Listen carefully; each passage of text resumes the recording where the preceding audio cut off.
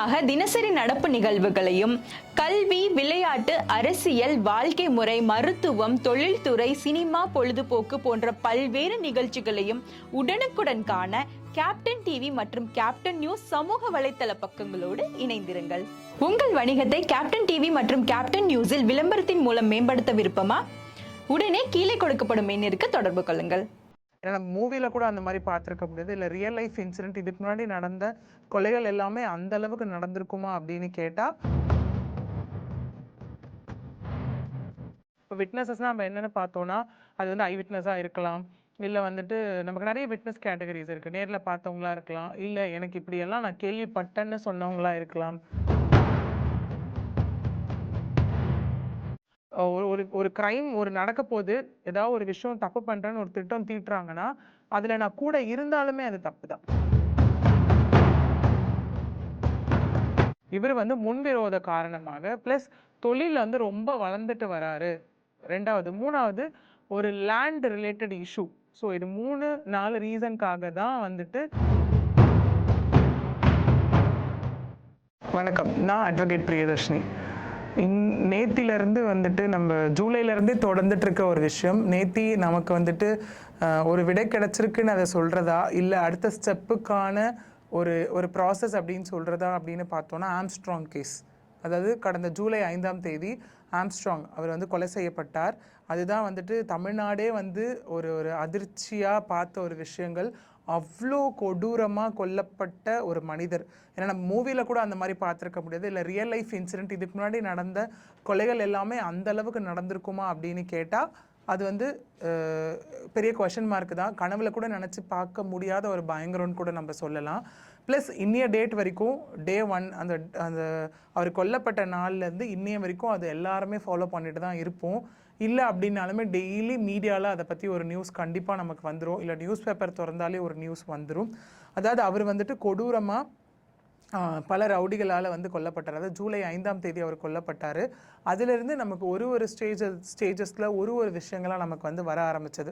அவர் வந்து இந்த விஷயத்துக்காக தான் கொல்லப்பட்டார், இல்லை அந்த விஷயத்துக்காக தான் கொல்லப்பட்டார் அப்படின்னு பல சர்ச்சைகள், பல கேள்விகள் எழுப்பப்பட்டு நேத்தி அதில் வந்து பார்த்தோன்னா சார்ஜ் ஷீட் ஃபைல் பண்ணப்பட்டிருக்கு. அதாவது அவர் கொலை செய்யப்பட்டு 90 நாட்களில் வந்து நம்ம சார்ஜ் ஷீட் வந்து ஃபைல் பண்ணணும். சரிங்களா? ஒரு என்கொயரி ஸ்டார்ட் பண்ணி எஃப்ஐஆர் போட்டதுலேருந்து, ஸோ எஃப்ஐஆர் போட்டதுலேருந்து நேற்று சார்ஜ் ஷீட் ஃபைல் பண்ணப்பட்டிருக்கு.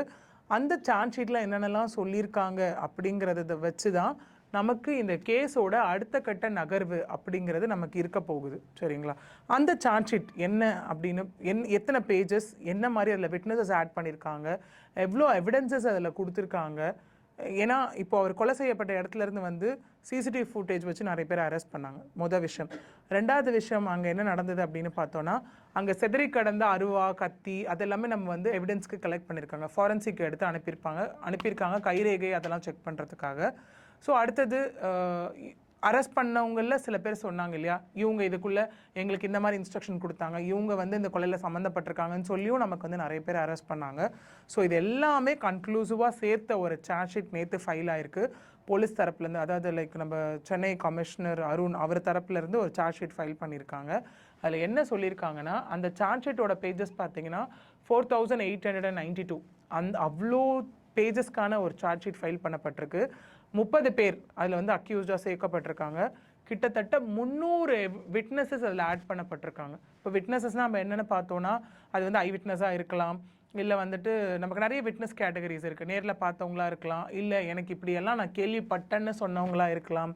ஸோ அந்த மாதிரி கிட்டத்தட்ட 300 சாட்சியங்கள் வந்து அதில் சேர்க்கப்பட்டிருக்கு. அதாவது இந்த கேஸ் சம்மந்தமாக இவங்க 300 பேரும் நாளைக்கு நம்ம இந்த கேஸ் நடக்கும் போது கண்டிப்பாக கோர்ட்டுக்கு வந்து இந்த 300 பேரையும் விட்னஸாக எடுத்து அடுத்த கட்ட நகர்வு வந்து நமக்கு இருக்க போகுது. ஸோ அது மட்டும் இல்லாமல் மெயினாக 3 பேர் ப்ளஸ் ஒருத்தர் 4 பேர் அதில் வந்து மெயின் அக்யூஸ்டாக சொல்லியிருக்காங்க. அதாவது நாகேந்திரன், அவரோட பையன் அஸ்வத்தாமன், தென் சம்போ செந்தில், ஆற்காடு சுரேஷ். அதாவது இது ஏன் ஆற்காடு சுரேஷ் அப்படிங்கிறவரை சேர்த்தாங்கன்னா, அவரோட கொலைக்கு பழிவாங்கப்பட்டதாக தான் இந்த ஒரு விஷயம் பார்க்கப்படுது. அதாவது அவரோட மனைவி வந்து 1 வருடத்திற்குள்ள இவரை வந்து நான் கொலை பண்ணியே ஆவேன்னு சபதம் எடுத்ததாகவும் மொதல் விஷயம். 2வது வந்து நாகேந்திரன் என்பவர் வந்து ஆல்ரெடி ஜெயிலில் இருந்தார். உள்ளே இருந்து அவர் ஏதாவது ஹாஸ்பிட்டல் செக்கப் கோயில் எதுக்காவது வெளியே வந்துட்டு போகும்போது அவர் வந்து திட்டம் தீட்டின ஒரு விஷயங்கள். 3வது வந்து அஸ்வத்தாமன், அதாவது அவருடைய பையன். அவர் வெளியே இருந்து இந்த விஷயங்களுக்கு வந்துட்டு கூட எல்லா ஸ்கெச்சஸும் போட்டு கொடுத்ததாகவும் இந்த சார்ஜ் ஷீட்டில் வந்து சொல்லப்படுற ஒரு விஷயமா இருக்குது. ரெண்டாவது விஷயம் என்ன அப்படின்னு பார்த்தோன்னா, சம்போ செந்தில் நம்ம நிறைய கேள்விப்பட்டுட்டோம். சம்போ செந்தில் எல்லாரையும் அரெஸ்ட் பண்ணிட்டாங்க, ஏன் அவரை மட்டும் அரெஸ்ட் பண்ணலை அப்படிங்கிற ஒரு கான்செப்ட் போயிட்டுருக்கு. ஸ்டில் அந்த பர்சனை ட்ரேஸ் பண்ணிட்டு தான் இருக்காங்க டெக்னாலஜி வச்சு. ஏன்னா எல்லாரும் எல்லா போலீஸ் தரப்புலேருந்து சொல்லப்படுற விஷயம் என்னவா இருக்குன்னா, டெக்னாலஜி வச்சு அவர் தப்பிச்சுட்டு இருக்காரு, எங்களால் ட்ராக் பண்ணவே முடியல, அவர் எங்கே இருக்காருன்னே ட்ராக் பண்ண முடியல, விபிஎன் போட்டு வந்துட்டு அவரோட ஐபி அட்ரஸ் எல்லாமே அவர் ஹைட் பண்ணுறாரு. ஸோ எங்கே இருக்காருன்றது லொக்கேஷன் ஒரு இடத்துல மாறி மாறி காமிச்சிட்ருக்குன்றது தான் இன்னைய வரைக்கும் ஸ்டேட்மெண்ட்டாக இருக்க ஒரு விஷயமா வந்து பார்க்கப்படுது முதல்ல. ரெண்டாவது என்னென்னு பார்த்தோன்னா, சம்போ செந்தில் ஏன் இதில் இன்க்ளூட் பண்ணாங்க, அந்த பர்சனும் இங்கே இல்லை. ஏன்னா நம்ம நாகேந்திரன், அஸ்வத்தாமன் இவங்கெல்லாம் பார்த்தோன்னா ஓகே, ஸ்கெட்ச் போட்டு கொடுத்துருக்காங்க, கூட இருந்து பிளான் பண்ணியிருக்காங்க, எல்லாமே ஓகே. இவரை இன்னைய வரைக்கும் அரெஸ்ட் பண்ணலை. அப்புறம் ஏன் இவரை வந்து உள்ளே வந்து A2வா சேர்த்துருக்காங்க அப்படின்னு பார்த்தோன்னா, இவர் தான் இந்த மொத்த விஷயங்களுக்கும் பண உதவி செய்ததாக கூறி தான் சம்போ செந்தில் வந்து இதில் உள்ள இன்க்ளூட் பண்ணியிருக்காங்க. ஏன்னா ஒரு க்ரைம் நடக்க போது, ஏதாவது ஒரு விஷயம் தப்பு பண்ணுறேன்னு ஒரு திட்டம் தீட்டுறாங்கன்னா அதில் நான் கூட இருந்தாலுமே அது தப்பு தான். நான் போயிட்டு இப்படி பண்ணுங்க அப்படி பண்ணுங்கன்னு சொல்லாமல் ஒரு தப்பு நடக்க போகுதுன்னு தெரிஞ்சு அது கூட இருந்தாலுமே அவங்க குற்றவாளிகள் தான். ஸோ அதன் அடிப்படையில் தான் சம்போ செந்தில் வந்து இவர்களுக்கு பண உதவி கொடுத்ததாக கூறி சம்போ செந்திலை வந்து இதில் A2வா வந்துட்டு உள்ளே கொண்டு வந்திருக்காங்க. தட் இஸ் அக்யூஸ்ட் 1, 2, 3 அப்படின்னு கேட்டகரைஸ் பண்ணி உள்ளே கொண்டு வந்திருக்காங்க. ஆனால் அரெஸ்ட் பண்ணப்பட்டது வந்து 30 பேர் அரெஸ்ட் பண்ணி கொண்டு வந்திருக்காங்க. அது மட்டும் இல்லாமல் இது வரைக்கும் அருண் கமிஷனர் அவர் என்ன பண்ணியிருக்காருன்னா, இந்த 30 பேருடைய 68 வங்கி கணக்குகள் முடக்கப்பட்டிருக்கு. ஏன்னா லா என்ன சொல்லுது அப்படின்னா, யாரோ ஒரு பர்சன்ட் அரெஸ்ட் ஆனாங்கன்னா இம்மீடியட்டாக அவங்க பேங்க் அக்கௌண்ட், அவங்க ப்ராப்பர்ட்டிஸ் எல்லாத்தையுமே ஃப்ரீஸ் பண்ணி ஆகணும். ஸோ அதன் அடிப்படையில் 68 அக்கௌண்ட்டுகள் வந்து ஃப்ரீஸ் ஆகிருக்கு. அதில் கிட்டத்தட்ட பார்த்திங்கன்னா 1,80,00,000 பணம் அந்த விஷயம் எல்லாமே அதில் வந்து ஃப்ரீஸ் பண்ணப்பட்டிருக்கு.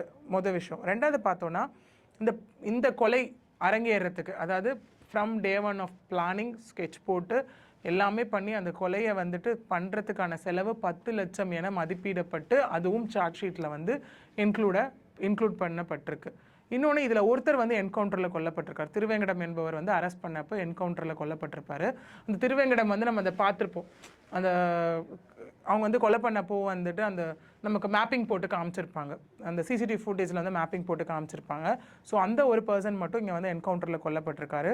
இது வரைக்கும் நமக்கு வந்து அப்படி இருக்குமோ இப்படி இருக்குமோ, ஒரு வேளை முன் விரோத காரணங்களாக இருக்குமோ, இல்லை இன்னொன்று நம்ம எல்லாரும் பேசப்பட்ட ஒரு விஷயம் ஆருத்ரா, அந்த விஷயத்தோட ஒரு இம்பேக்ட்னால இவரை கொல்லப்பட்டிருப்பாங்களோ அப்படின்னு நிறைய கேள்விகள் எழுப்பப்பட்டது. ஆனால் அதுக்கு எல்லாத்துக்கும் காவல்துறையினர் வந்து இந்த சார்ஜ் ஷீட் மூலயமா ஒரு முற்றுப்புள்ளி வச்சுருக்காங்க.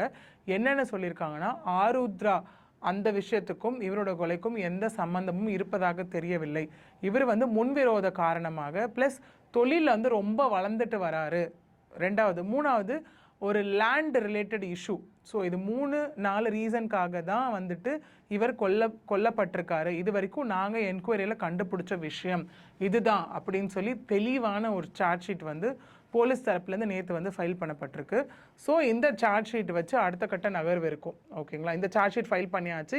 இதுக்கப்புறம் வந்துட்டு கேஸ் வந்து நம்பர் ஆகிட்டு லிஸ்ட் ஆகும்.